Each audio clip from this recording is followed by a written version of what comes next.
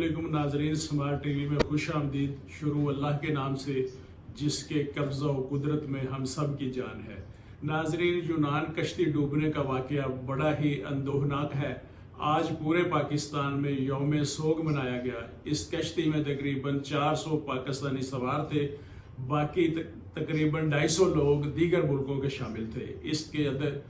इस कदर भारी नुकसान हुआ है कि हुक्मरानों के लिए लम्हा फिक्रिया होना चाहिए। आखिर क्यों हमारे लोग अपनी जान पर खेल कर बैरून मुल्क जाना चाहते हैं?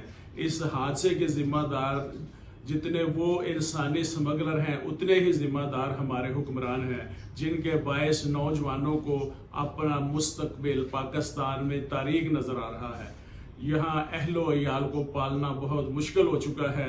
मरने वाले आंखों में सुहाने सपने सजाए, घर से अपने प्यारों से जुदा हुए कि वो इनके लिए पैसे कमा कर भेजेंगे, इनकी तमाम ज़रूरतें और ख्वाहिशात पूरी करेंगे, मगर सुहाने ख्वाब देखने वाली वो आंखें ही बंद हो गई।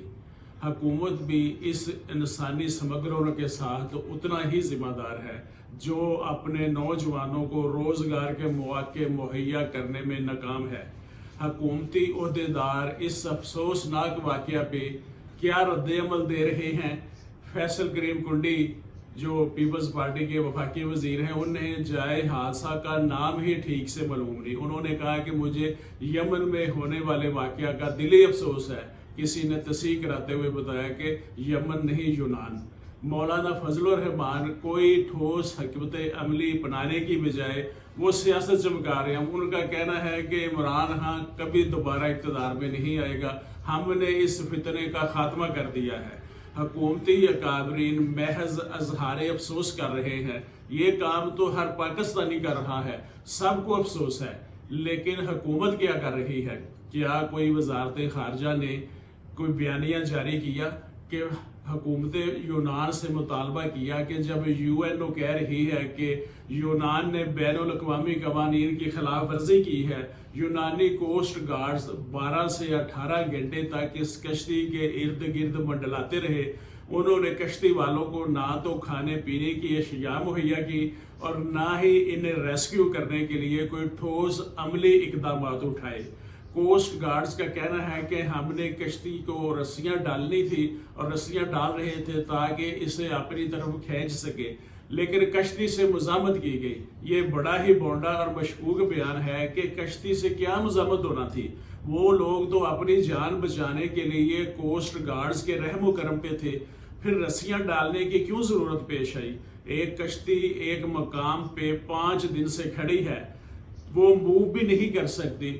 इस वक्त तमाम दुनिया यूनान पे उंगलियां उठा रही है कि खुद यूनान ने ये कश्ती डबोई है और यूनान में भी लोगों ने हज़ारों की तादाद में मुजाहरा किया है, मगर भी मीडिया क्लियर कह रहा है कि इन लोगों ने जानबूझकर कश्ती डबोई है।